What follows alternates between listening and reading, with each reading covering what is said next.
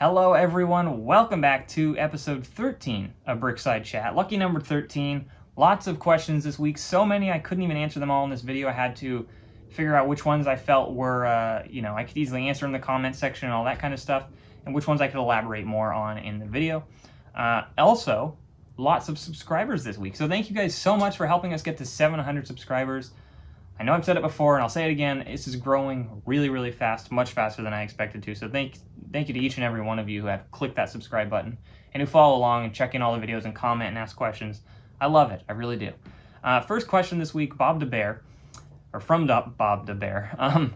How do you get multiple copies of promotional sets? Do you place multiple orders on the same account, use different accounts, or something completely different? Yep, you can just place multiple orders on the same account. You place one order, as long as you meet that minimum, you'll get that promo. Place another order, that's totally separate. As long as you meet the minimum, you'll get that promo. As far as I know, actually, I know you don't need different accounts. I wouldn't be surprised if LEGO changes this in the future and they, make it so you do need different accounts. But at the moment, you can place as many orders on the same account as you want, as long as you don't hit the limit for a certain set, and you'll get a dozen promos or whatever you need to get a certain amount of promos. Aurora Flight asks a lot of questions, and I know it's because they're starting their store right now, actually, pretty much. So I think it might be open, or maybe not yet. Yeah, it might be open today, actually. I'll see. If it is open, I'll put a link in the description below, because why not? But Aurora Flight asks, starting out, what do you do for packaging? Because most of the solutions I can find online, you can only order packs of 100, but I'm pretty sure I'll use bubble mailers and some boxes. So yes, this is a concern probably for a lot of new sellers.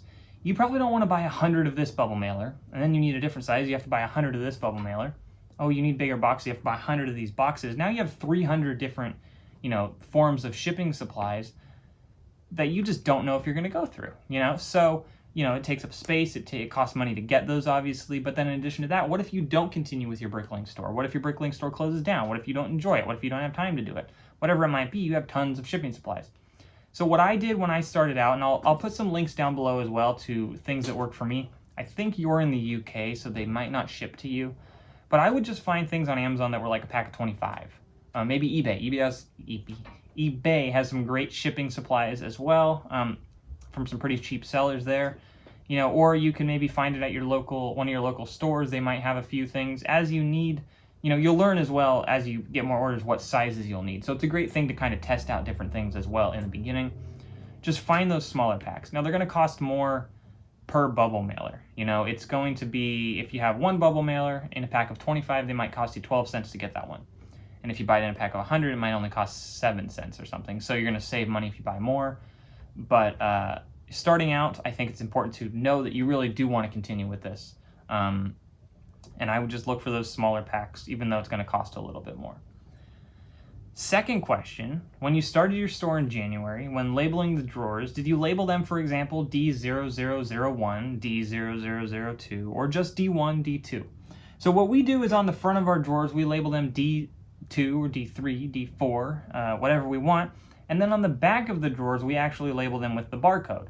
And the barcode system allows us to scan it, and it types out the D0002, in this case at least. So that extra zeros on the barcode side of it helps to, make sure it's typed properly into the remarks field as we are inputting things. If you were going to manually type them in, you can easily just put D1 on the front of your drawer and just know when you type into the remarks, you'll type D0001, or you'll put however many zeros you want to put in front of it into your remarks field.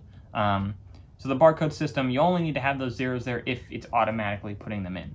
We didn't put the zeros on the front because it would totally clutter up the wall to have, literally thousands of extra zeros that you don't need to be looking at when trying to find a drawer. But at the end of the day, it's really your preference. And then the last question from Aurora Flight says, I've heard that because of PayPal fees, you can sometimes be given nothing because the amount totals less than a penny. So what would be a good minimum buy for a store? Good question. I personally would say probably around $1. $1 or a euro or a pound. I know those are all different amounts technically, but somewhere around 1 in your currency, depending on what your currency is, obviously. Something that's going to pay for the shipping supplies. The bubble mailer. the label that you have to put on, the ink that you use if you're printing out something on an inkjet printer or whatever it might be. Think of all those things. Those need to be factored into your minimum buy, because if you don't get anything and you pay your shipping, you're going to lose money. Even if you don't physically lose money in the transaction, you're losing money because you didn't pay for that mailer, you didn't pay for that box. All those things add up. So I would say around 1 for whatever your currency is. Or what we do is we don't have a minimum buy, but we do make sure that every order is $2. And what we do for that, and I'll put a link in the description as well, or I think you can click the card up there if it works, to this video where it shows you how to add a fee. So we have a $2 fee if you don't spend $2 in our store. So today, for an example, we sold instructions, actually. And they ordered 1 thing of instructions. That was it. The whole order was 1 instruction, and we only sell instructions for 1 cent. So the order total was 1 cent. But because it didn't hit that $2 minimum, we tacked on the $2 processing fee, which for sure pays for our label, our bubble mailer, our time and stuff for that order to get shipped out. So hopefully that makes sense. I would recommend that. Personally, that's my way to do it, you know. Then if they do want to come to our store and make a purchase and it's only, you know, it's a really cheap order, they can still make their purchase, and then we just make the money, the extra money that we need to make sure we're making in order to hit the targets we're trying to hit, instead of lose money because we're shipping out a box that has 1 piece in it that costs 12 cents for the box or whatever it might be. Hopefully that made sense. Sorry, that was a long explanation there. Next question comes from Translations, who says, I am planning to open a BrickLink store somewhere in the next year. Congratulations. I would totally recommend it. I think it's incredibly fun and worthwhile. What about parts that don't sell? What is the hardest part to sell? What do you do if you're sitting on parts for a long period of time without selling it? Really great question. I don't know what the hardest part to sell is. I don't think we've been doing this long enough, or at least long enough where we can truly break down and look at our inventory to understand what parts do and don't sell. Obviously, some parts sell way better than others. Something we have looked at is we had a whole big drawer of Technic pins that was full. And I was like, we're not putting this in a bin. We're not going to waste a cup on this. This is ridiculous. We don't need 1,000+ Technic pins. So I think we had like 1,200 or something at one point. So what we did is I think we put them 50% off, and a lot of them sold. And they were only 50% off for like a week or so. So our answer for when we need pieces to move, just lower the price. People are looking for all different kinds of parts. The key is they want the best price they can get usually, or a reputable seller or whatever it might be. But if you do lower the price on stuff, you know, as long as your pieces are priced properly, people will buy them eventually.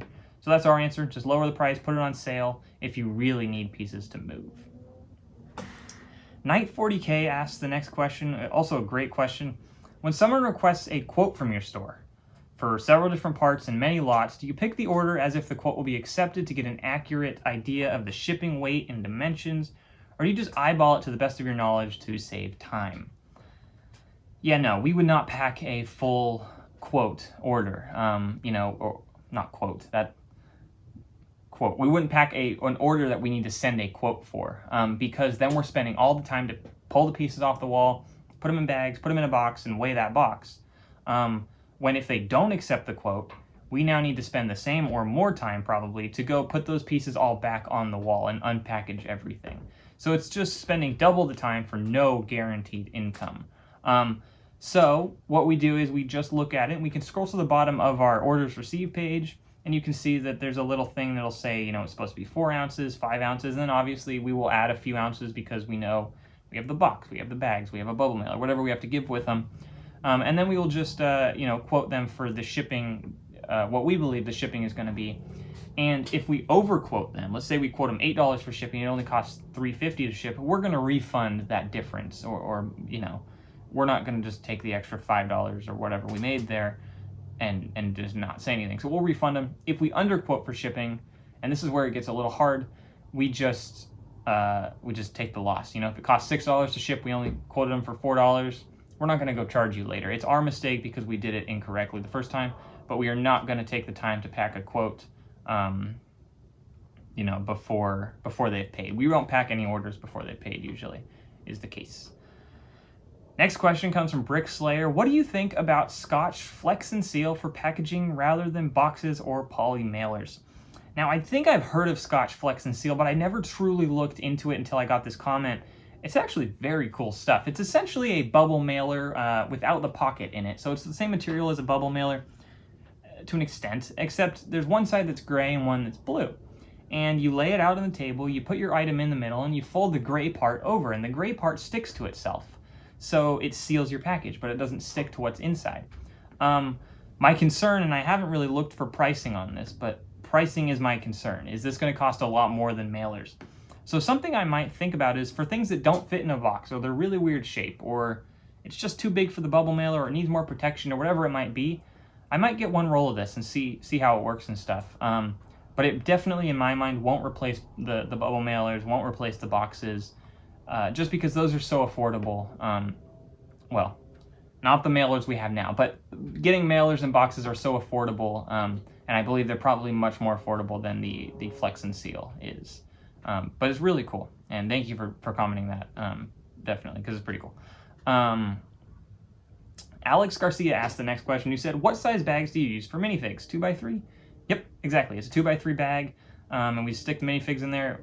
It could probably fit in a smaller bag, to be totally honest, but we find that, you know, the pizza guy, he has that big pizza on him, so he fits in that bag just barely, but he fits. And then, you know, most minifigs, almost every minifig will fit in that bag.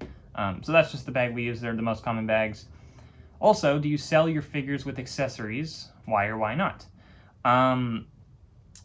We do not sell with accessories, and the reason is you can part it out and make more money if you sell your accessories separate than if you sell them with the minifig. So the minifig might sell for $3, accessories, all of them, $3.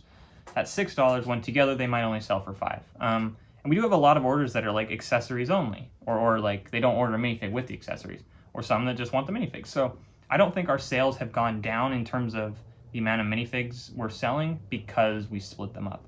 I think our profit is actually going up. It is more work, obviously, to then part out and count and input all the pieces, but personally, I think it pays off. And the last question / comment this week, and it has to do with the bags. Felipe asked, is it really necessary to use 5 bags for such a small order? And this is in relation to my last video where I was picking one of the orders. And I think it was a 4-lot order, very small. In each bag, I put the lot, and then in a big bag inside the mailer, I put the thank you note, as well as the 4 lots, and I zipped it up. So I used 5 bags for this small order. Felipe said, is it really necessary to use 5 bags for such a small order? As a buyer, I appreciate if the seller has better concern for the environment. I agree. I don't want to say argument for this because I'm not trying to argue. I actually want to find a better solution, and that's what I want to ask you guys. If you have any solutions for this, you know, can we find something that is going to be better for the environment instead of using 5 bags for an order? Obviously, I probably, and what I've actually started doing, unless the buyer requests it, I've started putting multiple lots in the same bag, especially if it's just one piece. Because wasting a whole bag for one small piece is definitely not worth it. So I've started consolidating, I guess, or eliminating the need for so many bags, which will also save us money in the long run as well, because we're not having to purchase any bags. But if you guys have any suggestions as to what may be better, please put it in the comment section below. I would love to know. And thank you, Felipe, for having the concern for the environment. I do appreciate it. We have, you know, our boxes are recyclable. We switched from the paper bubble mailers because those technically are not recyclable. But obviously, we're using too many bags. So thank you for pointing that out. I do appreciate it. Even though it may seem like I don't, I promise I do. With that being said, that is all the questions I have, or that I'm going to answer this week in this video. If you asked a question, I've answered it in the comments section to the best of my ability. If you need more clarification, we can totally have a discussion in the comments, or you can email me or whatever, because I'm getting just too many questions now to put in one video per week. So yeah, thank you guys again. I appreciate it. I love that we reached 700 subscribers. That is awesome. Thank you all once again for that. If you like the video, be sure to give it a thumbs up. If you're not subscribed, let's get to 800 subscribers pretty soon. That'll be awesome. So click that subscribe button. And with that being said, we will see you guys in the next video. Thanks for watching.